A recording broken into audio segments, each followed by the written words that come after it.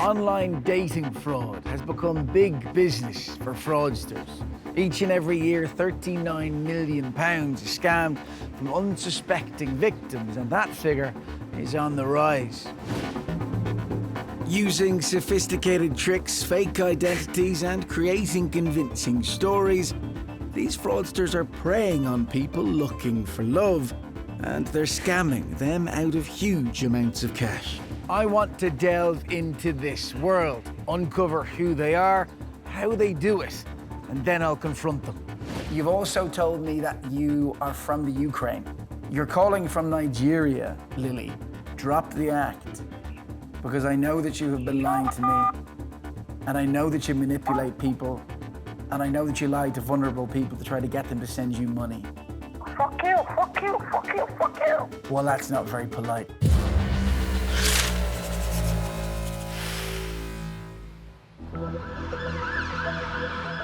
It may seem odd that someone on a dating website, potentially thousands and thousands of miles away, could convince a genuine online dater to part with so much cash. But believe me when I tell you, they are cunning, they are crafty, and they are clever.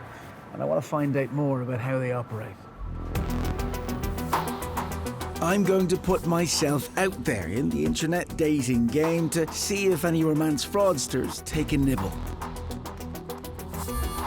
To help me set the bait, I'm calling on the expertise of a man who spends his life helping the victims of romance fraud. He won't tell me where he lives or even arrange to meet, but he has agreed to talk online, where he goes by the nom de guerre of Wayne. Wayne, when it comes to romance scams, how do they generally work? What are the red flags for you where you know something is a bit fishy here, it isn't quite right? I would look at the photographs they use. From experience, you can usually tell that's a scammer picture. If you see a site where it's all normal people there, and suddenly you see this photograph of a supermodel, you know they're not supposed to be there. So then you would take that image and do a search on it. Try to find out if you can find out who that image is really of. Then look at the wording of the profile itself, look for inconsistencies in that. The scammers are pretty lazy. They'll use pre-written texts, pre-written messages, and they'll just copy and paste them in. They tend to come, 95% of them, from these particular areas, either West Africa, Russia, or Ukraine. Who are they going to see as vulnerable, a target that they might be able to milk of cash? They're going to be looking for older people, typically in their 40s and above, maybe recently widowed, recently divorced, new to the entire dating scene. In terms of setting up the profiles, should I set up male and female profiles, or how should I work that? Yeah, I'd set up both. They will target you, they will profile you, they will separate you from everybody else. They'll phone you up at all hours of the day and night. It's almost like brainwashing, to the point that they are so convinced they're in love with this person that they will do anything for them. Last year, almost 4,000 people reported being the victim of a romance scam, roughly half men and half women. I want to see how quickly I get targeted by scammers and whether I can reel one in. But to do that, I need to get into the dating game. I need to organise some profiles. Now, he suggested some will be men and some will be women, so that's fair enough. But unsurprisingly, not a huge amount of people are lining up to give me their photos. No volunteers so far. So guess what? This one is on me. Often, the scammers even steal the photographs for their profiles, like Matt Peacock. Now, he's had his photo used on more than 50 fake profiles, and you can sort of see why. I, though, am doing my own. 2 men and 3 women. First time for everything, Paul. Yeah. And look at that. Meet Paula. See what I did there. Now, she is recently widowed, 52 years old. And this will be Carl, a 44-year-old property developer. She likes the natural look. Yeah. Okay. This will be Sarah. There's also an IT man, Peter, and Paulette, or Letty to her friends. That's stage 1 complete, but if we're going to pull this off, my photos are going to need some serious retouching by an expert. All right, so... You ready for the transformation? Absolutely not. How have you been getting on? Yeah, really well. It's been interesting. Yeah, that's one word for it, I'd imagine. Yeah, it's just a case of having to make you look completely unrecognisable, Yes. which has been lots of fun. So, the grand reveal. First up, it's Peter. I want Fliss to turn me into a 52-year-old IT manager. Why was that? It started off with a simple double chin. Right. Because we wanted to aid you. And then I thought I'd take away this lovely definition that you've got in your cheeks. Right. So I padded you out a little bit and also made you look quite unhealthy, pale, red around the eyes. Bit paler. Yeah. Looks flawless as well. Yeah? Absolutely. There's no way I would know that this was a doctored photograph. No, So well it's done. convincing then? Incredibly convincing. Okay. So is there any way we can grey him up a little bit? Yes, we can definitely grey him up. It's like I'm aging before my own eyes. Exactly. That's good now. That's good. Okay, so here's the before shot of you in a wig. It was one of my favourite days. And here is the after shot. Oh, that is interesting. I want Paula to be in her 50s. She's just getting over her hubby's death and has pots of cash to spend. You can see me in the eyes, but then you've completely changed the shape of my mush, haven't you? Yeah, transformation complete. Then there's Carl, who I want to be a 44-year-old property developer. Paulette is my 36-year-old lady looking for a good time. And Sarah is my 35-year-old who's new to the internet dating game. I think they're brilliant. A little bit of work to do with some of them. Yeah, yeah. Okay, you happy with that? Yeah, absolutely. We've got a few tweaks to make. Still to come. My net tightens as the romance fraudsters target my fake dating profiles. We've got 19 messages. This guy, for example, we had a look at this photo. Okay. And this guy is a Greek politician. In this programme, I'm investigating romance fraud, the faceless fraudsters, often thousands of miles away, that claim to be in love and then dupe would-be daters into parting with their cash. I'm setting up 5 Lonely Hearts profiles to see whether these criminals will target me, and then I want to confront them. I've been told these scammers seek out the vulnerable, people they can exploit more easily. My first lady, Paula. Her profile is as follows. So she is recently widowed, 52 years of age, all right? Husband died 2 years ago. She inherited a few quid after he passed. So hopefully that will be attractive bait and they might just nibble. Now, next up is Peter Connor. Now, Peter, I'm telling people, is 52 years of age, a little bit on the plump side, bit of a recluse, doesn't have a lot of friends to speak of, but is hoping that is going to change. He's also hoping that his luck with the ladies, something he hasn't had much of in the past, is going to change as a result of his new profile. And there he is. Peter's live. Good luck to him. With the push of a button, Carl, Sarah and Paulette join them too. And that is that. So, all of the pictures and all of the profiles are now up, they're live, they're published. We're very much in the game. The team are going to watch these profiles like a hawk, and hopefully we're going to get some hits soon.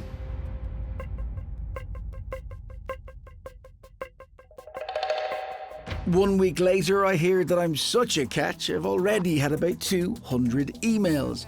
Most of these will be genuine Lonely Hearts, so I've got a member of my team, Gemma, helping me spot possible scammers.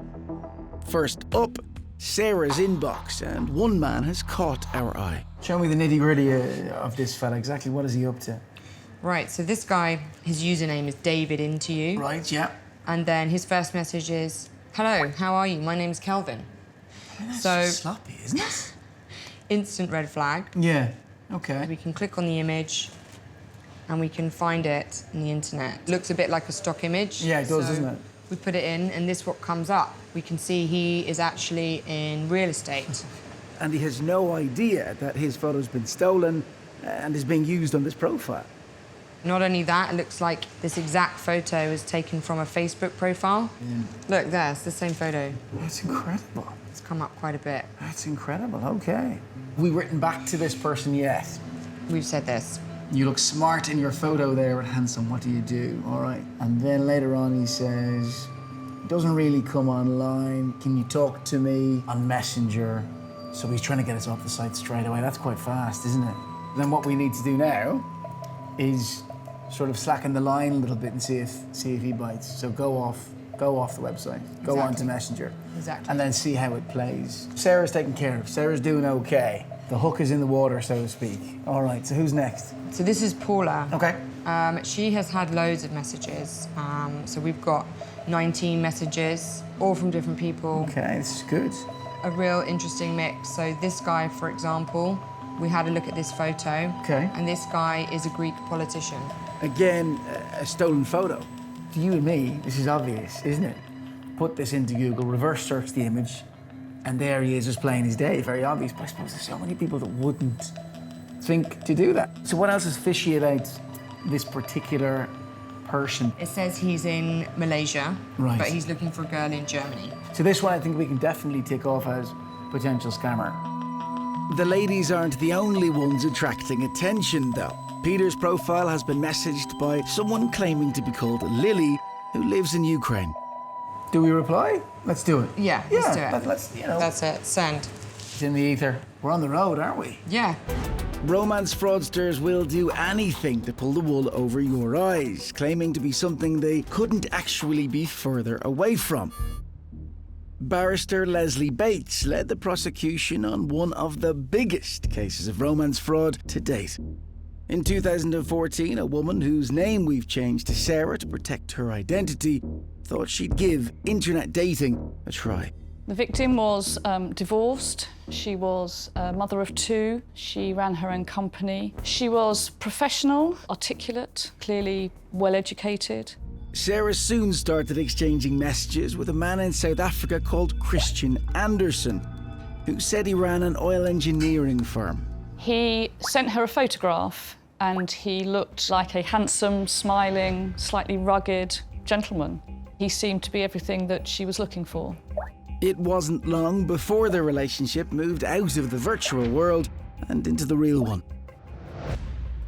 They spoke on the phone quite a lot and they did discuss having video calls, but he always said his laptop was too old and it didn't have a camera, or there was always a reason why he couldn't do that. Then Christian Anderson said he was coming to London. They arranged to meet. He looked like the person that she had been sent the photograph of, although he sounded a little different to the person that she'd spoken to on the telephone. He told her more about his background, his mother in Cape Town, his father and sister having died from cancer. By the end of the date, they were planning a new life together. He made lots of promises to her. He said he was going to move back to London to be with her, and they even looked at buying a house together. Sarah believed she'd met the man of her dreams and they'd soon be together. But then he dropped a bombshell. He needed to borrow money, and not small change either, £20,000. Sarah was reluctant, but the requests for money kept coming. Only now Christian Anderson had a story of why he needed the cash. 10 days or so later, he came back and asked her for £12,000. And he told her this time that some workers had been injured, that the government healthcare wasn't very good, and he wanted to pay for their private healthcare. And she bought that story. But Christian Anderson's luck didn't appear to be turning round, because soon he was back, now needing a loan to buy machinery. Sarah handed over another 33 grand. He sent her what was called a promissory note, on which he'd written, Christian Anderson promised to pay the money back.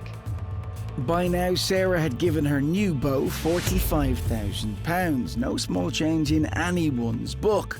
But then Christian told Sarah the amazing news. He was about to inherit 17 million. She would get all her money back and more. But there was just one small problem. He was stuck in South Africa and he was going to need her help to get his hands on it. She was given power of attorney to travel to Amsterdam to release the £17 million.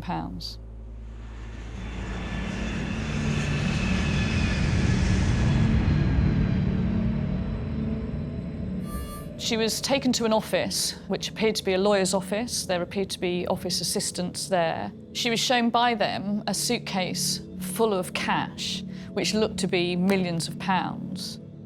Any worries Sarah had about getting her money back were instantly dispelled. She and her new fella were about to get 17 million and live a life of luxury. But before she could crack open the champagne, Sarah was told the money had all been security tagged and couldn't be spent until the tags were removed. The notes on the top had a mark on them, and she was shown by them how that mark could be removed using a particular chemical. The next day, though, they told Sarah they'd run out of the chemical and they needed her to stump up the cash to buy more. They showed her documents purporting to be from the company that produced the chemical, demonstrating what it was and how much it would cost. And that was an incredible £1 million. She had just the day before been shown that the chemical worked, and she still believed if she released the money, she would retrieve her money back. And so when they told her that she needed to pay £1 million for this chemical, she believed them. Back in the UK, Sarah borrowed from wherever she could to raise the money. But even after she'd handed it over, the scam didn't stop there. Over the year, in total, she paid £1.7 million. She had used money from her mother's company, and she'd used her own company funds. Then Christian Andersen stopped calling and taking her calls. Finally, Sarah realised something was very, very wrong. When it became more clear she wasn't getting her money back, she started to question where in fact it had gone. Sarah called the police, whose investigation led them not to South Africa, but to a house in Essex where they arrested two men, Olusegun Ajbaji and Ife Ojo. In fact, Christian Andersen had never existed. The evidence the police found, the payment of the money into an account associated with Agbaje and the messages on the laptop which belonged to Ojo, was pretty compelling. Ojo was sentenced to 34 months in prison and Ajbaji 32 months for conspiracy to defraud. The man who played Christian Andersen on the date has never been found. It was certainly the biggest dating scam I've seen. It was sophisticated, it was highly organised and thought through, and it achieved a huge sum of money. Sarah had handed over £1.7 million. 35,000 had been spent. The rest had disappeared without trace. The victim, unfortunately, got none of her money back. Dating fraudsters operate from all over the world, many targeting users in the UK. They earn your trust in the guise of a would-be dater and then find ways of getting as much cash out of you as possible. I've posted 5 dating profiles online in the hope that one of these scammers will target me, and it hasn't taken long to reel one in. A lady called Lily is claiming to be in love with my alter ego Peter, so much so she's asked him for a favour. It hasn't taken Lily too long to ask Peter for 281 quid so that she can organise a flight over to the UK to see him. Now, it actually, in fact, only took her 10 days to get around to doing that. But since then, there has been, let's say, a fascinating turn of events. So not only is she targeting going after Peter, but she's now focused on another one of my alter egos called Carl. Now, what makes it really interesting and incredible, frankly, is that she's asking for almost exactly the same amount of money, same flight, same story, and is also telling Carl that she loves him very much as well, devoted. He's the one. Now, if I wasn't so long in the tooth, I would start to think that I was being two-timed here, but little does she know that Carl and Peter are the same bloke. Like most romance fraudsters, Lily refuses to give me her phone number, so I can only hope to confront her if she calls me. I'm dangling the carrot, pretending I will send her some money in the hope that she'll get straight on the phone to me when she thinks she can smell cash. Of course, romance fraudsters aren't the only scammers out there. One of the oldest in the book is benefits fraud. Last year alone, bogus claims to the Department of Work and Pensions cost us £1.3 billion. One case investigated by a fraud team at the Royal Borough of Greenwich involved Lisa White.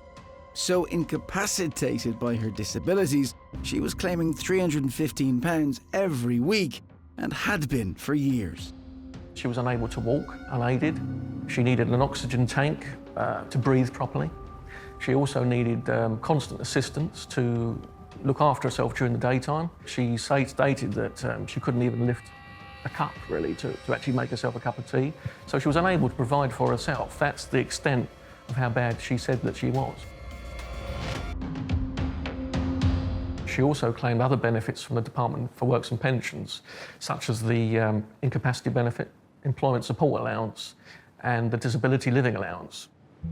White was claiming benefits for living at her mother's in London, whilst her husband and primary carer's address was 120 miles away on the Kent coast. Andrew White had a home address in Broadstairs, and of course it doesn't take too much to think, well, how would a carer who's meant to be looking after her full time travel from Broadstairs every day to South East London and care, and then obviously return back? It seemed implausible that that would be the case.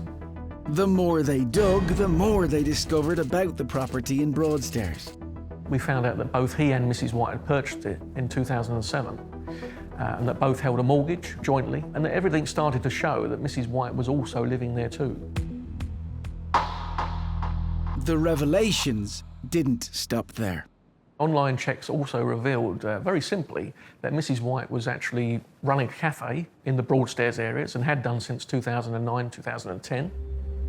There was an article we found on an online magazine where Mrs. White had told the journalist that she was living down in Broadstairs and it was her dream job to be running a cafe. She also claimed that she had had an illness and was now better.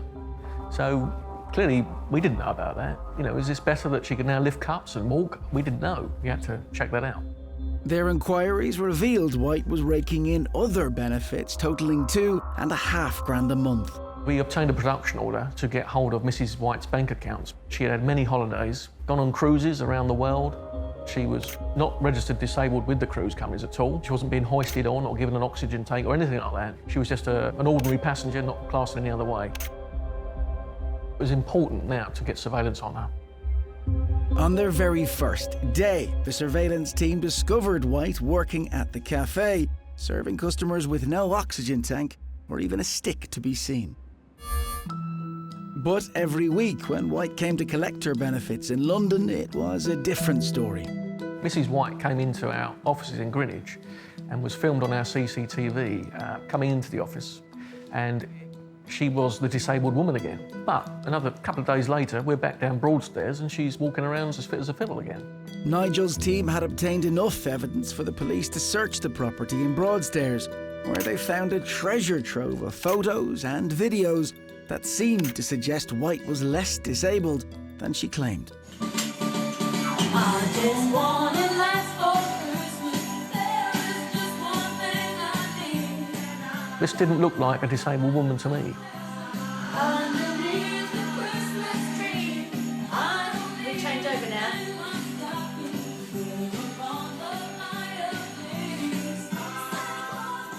At the police station, Mrs. White continued her act as a disabled person. Despite continuing with their charade, the Whites were charged with 13 counts of fraud. Later in court, they pleaded not guilty. Between the date that they got arrested and the date they attended court, it was found that they even went on a cruise together.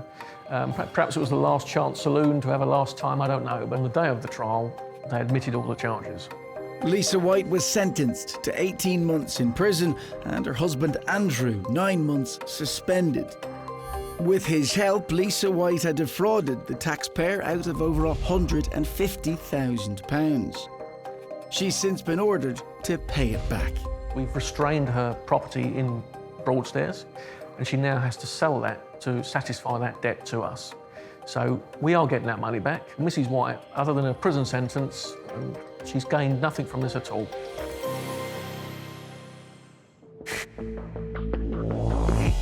Back on the hunt for the romance scammers, I've already had a nibble from someone calling themselves Lily for not one, but two of my dating profiles. Peter and Carl. And now Carl seems to have won the heart of another, a lovely sounding lady from Iran, Hanan, but boy, has she had a hard life. So according to this, as the story goes, her mum died when she was 15 as she tried to save a rape victim, so tragic, no question there.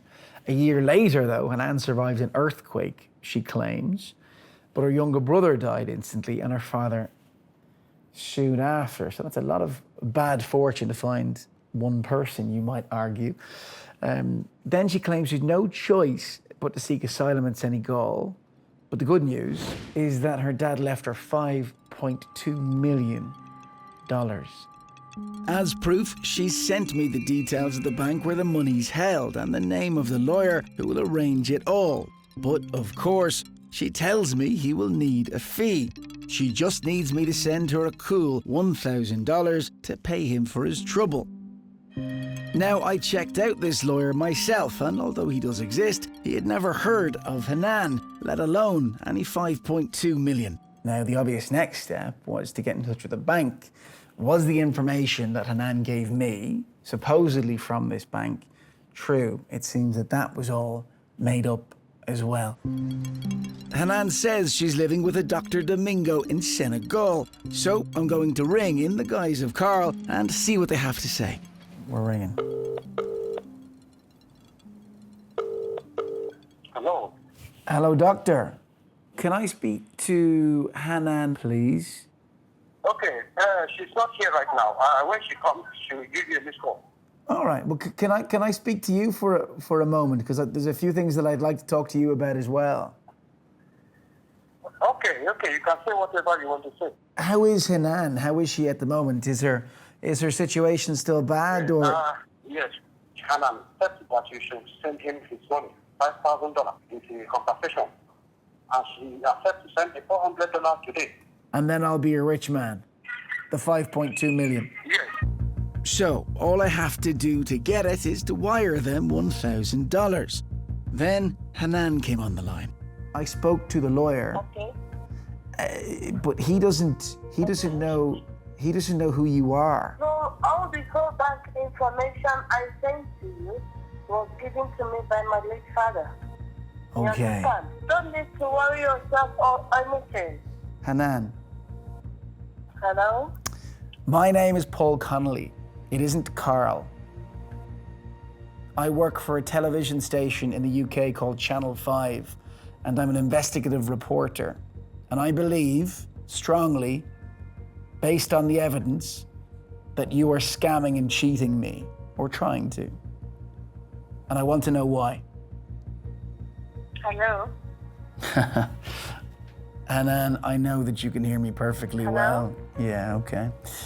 So, can I speak to Dr. Domingo?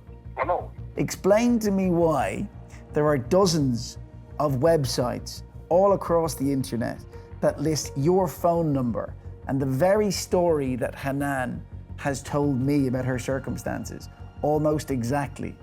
And the belief on these websites, and what it states very clearly, is that this is a scam.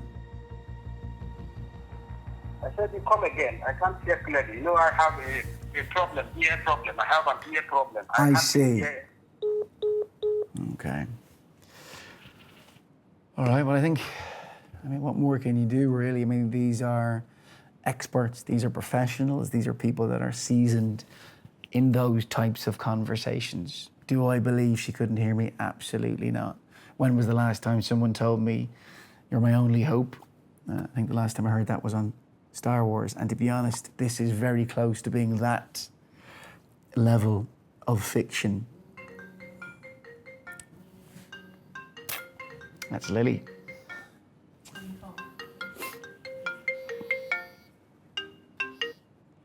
Lily. Hello, hello. Lily.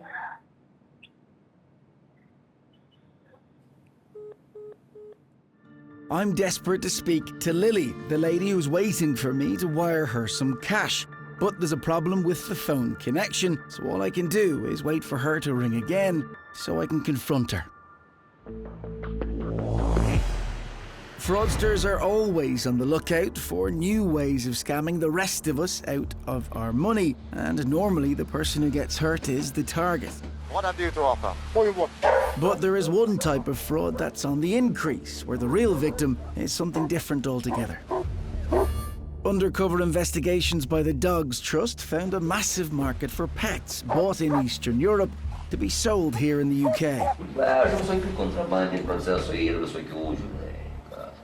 Not only that, they came with their own fake documentation. Aš dar pažiūrėsiu dabar, jūs įrašėt, ta diena bus sausio pradžioj, ar ten gaunasi dar gruodžio galas? Ta prasme, gimus. 12.06. Nes už tai, kad jinai žinot, kas pasaulyje, kaip nepravažiuoti. Their passports were being falsified, and even their microchips were being used to mislead. And the cost of the passport is 26,000 Hungarian forints. Not only are these dogs often not what the sellers claim, but they're also being badly treated to boot. Back in Britain, the RSPCA heard about one man based in Staffordshire who seemed to be selling dogs that had been brought in from Eastern Europe. We were seeing an increase in calls from the public of having purchased a puppy, and that puppy then becoming very poorly very quickly with the symptoms of sickness and diarrhoea, and some of those puppies had sadly gone on to die. We also had intelligence to suggest that vehicles were coming and going at strange hours, and it started to form all the hallmarks that you would expect to see of somebody who was having to import dogs to sell the number that he was. Purchasers would often also be given a pedigree certificate, which on the face of it would appear legitimate, but when you went further into it, was a fake document. With mounting suspicions, the RSPCA paid a visit to the property, but they have no powers of entry and they weren't allowed in. The complaints, though, kept coming. We were starting to find some really horrible situations. Sellers were often reporting back to him that their puppies had died, and he would either stop answering their calls, he'd accuse them of being responsible for the illness, or he'd just be quite abusive. The RSPCA contacted the police, who then got a warrant to search the house. It was only in the garden that we saw the kennel pods with the puppies inside.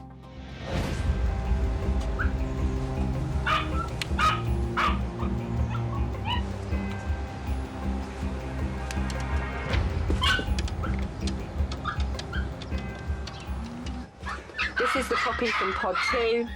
As you can see, the puppy is lethargic and laying down, not wanting to stand. We found 17 puppies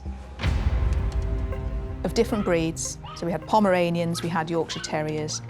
They were varying ages, so it was evident they weren't from the same litter. There is nasal discharge, although no discharge from the eyes currently. Some of those puppies were very poorly. He was immediately arrested when they went in and executed the warrants, and he was removed from the premises.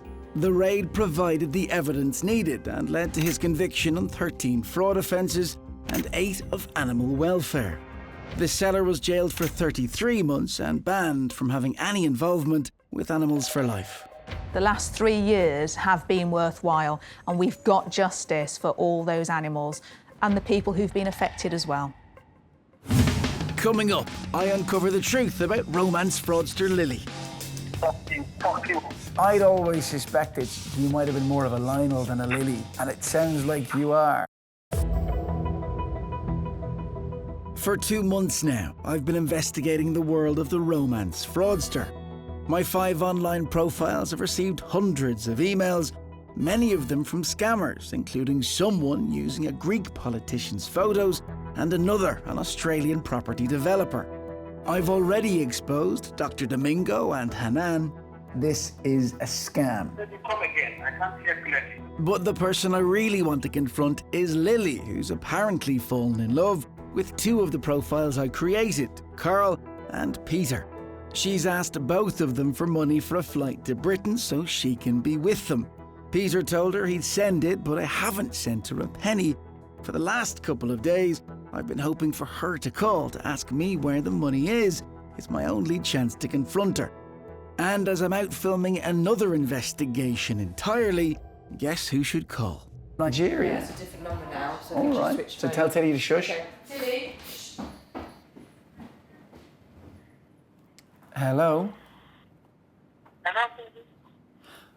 Hi, Lily, is that you? Yes, ma'am. You told me you spent the money yesterday. You're a liar. You're a liar, company. No, I'm not a liar. You're a liar. You lie. But you do love me. You do want to come to the UK. You do want to spend your life with me, yes? I love you. I'm saying that to you. I love you. I do love you. Okay. And you do want to spend your life with me? Yes. And you want to marry me? Yes. I just have something that I need to tell you. You think my name is Peter, but yes? You've also been speaking to someone called Carl. And you've told him you love him. You've told him you're going to marry him. And you've told him you're going to go to the UK to live with him. Isn't that right? No, I love you. I love you. I love you, Peter. I love you. Love you so much. Okay, well, it's great to hear you love me. But I'm not willing to share your love with Carl. He's another man in the UK. And I know that you... Never. And I know that you've been emailing... I know that you've been emailing him as well. I've never emailed anybody. What you don't know, Lily, is that I set up both of those profiles. So let me be very clear, direct, and here's the problem. You have no intention of coming over to the UK for love. You, Lily, are a scammer. You cheat and rob people of their money. No, never. I'm not. You really love me, and you really love Carl. I didn't love Carl. But we're exactly the same person, Lily. Look, you've also told me that you are from the Ukraine. You're calling from Nigeria, Lily. Drop the act. Because I know that you have been lying to me. And I know that you manipulate people. And I know that you lie to vulnerable people to try to get them to send you money. Fuck you. Well, that's not very polite. My real name is Paul Connolly. And I'm an investigative journalist with a TV station in the UK called Channel 5. So you, at this moment, Lily, are being recorded. Fuck you. You're an idiot. Fuck you. Go to hell. Now's your chance to tell me and to tell the people watching why you rip people off, why you lie and scam people, vulnerable people, out of their money. Come on. Now's your time. Take it. Tell me. I think she's blowing kisses. You hurt people and you steal from people. Why? My friend, please. Go to hell. What is the problem? Ah, so Lily, I'd always suspected you might have been more of a Lionel than a Lily. And it sounds like you are. Fuck you. Ah. Fuck you. Don't talk to me. Who am I speaking to now? Better to Mr. Elliot. Can you both speak to me on the phone at the same time? Is that okay? She's crying and, she went outside. Yeah. She's crying because you just upset her. I see, okay. Well, look, I'm going to wrap this up, Mr. Elliott, and the last thing I'm going to say is that I believe you are Lily. I believe you're the scammer. Am I right? Fuck you. What is that are we talking about? Fuck you, please. Don't never call this line again. Okay. Fuck you. All right, take care. Thanks very much. You're welcome. All right.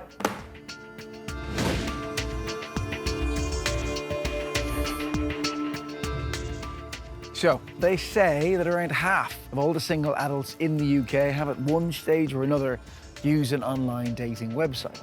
And obviously, that's great. But what it also means is that a lot of people out there are potential victims of this scam. So, if there is a rule of thumb, if there is something to remember, it's that if you're interested in someone on these websites, then if they're looking for money, it seems highly unlikely that they're looking for love.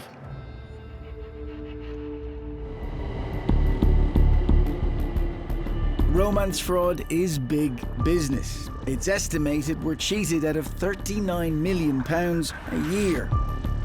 But there are other scams that run into billions, like EU funding, where it's estimated a staggering £4 billion has been lost to fraudsters. The European Integration Fund was a fund that was managed by the Home Office. It was to help foreign immigrants integrate into the United Kingdom. Kevin Hansford is a lawyer at the Crown Prosecution Service Specialist Fraud Division. He led the prosecution on one of the most audacious cases of this type of fraud to date. In 2011, businessman Mohammed Chowdhury said he wanted to set up a school teaching project enabling migrants to learn English, and he applied to the fund. He got initial funding of around 150k, and his school projects boomed. During the course of the projects, the Home Office carried out a number of audits to assure the Home Office that the fund was being managed and administered properly. These teaching projects appeared to be very popular, and for the next 3 years, the EU funding flooded in the hundreds of thousands. But that's when the Home Office started to notice something. Mr. Chowdhury was living a rather nice lifestyle. He was living in a luxurious flat in the Docklands. He was driving a Bentley. He'd had a chauffeur or was driven to his premises. He had a liking for expensive watches and jewellery. By now, £500,000 had been sunk into Mohammed Chowdhury's schools. But when the Home Office started asking questions, things weren't stacking up. Mr. Chowdhury was generally uncooperative and unhelpful, and not very forthcoming with documentation that was asked. The Home Office were on his tail, sure that he was up to something. And when a tip-off from a whistleblower came in, claiming Chowdhury wasn't using his funds correctly, the police took over and raided his home. Expenses were said to be incurred. For example, venue hire or training facilities were said to be hired. That was not true. The amounts recorded were simply inaccurate and not genuine. So, Chowdhury had faked a load of paperwork and had been less than truthful with his accounts. And the scale of the problem soon became clear. They spoke to members of staff, they spoke to previous employees, they spoke to businesses that the companies said they were using, and established that much of what was claimed was in fact falsified and purely fabricated. Mohammed Chowdhury had deceived the Home Office on a mammoth scale. It turned out that the teaching projects had been completely made up, and all the money had simply been used to line his pockets. At his home, police found thousands in cash, designer watches, and box after box of high-end Indian jewellery. Mr. Chowdhury gave no account for his possession of the assets. When he was charged, he tried to justify his possession of the Bentley, his possession of the cash and the jewellery by passing it off as innocently obtained. Chowdhury had, over the years, fraudulently obtained a staggering £1.13 million from the EU grant fund. In fact, the money was being used for one purpose, and that was fraud. But after years of living the high life at the expense of the public purse, he was convicted of conspiracy to commit fraud by false representation and sent down for 7 years.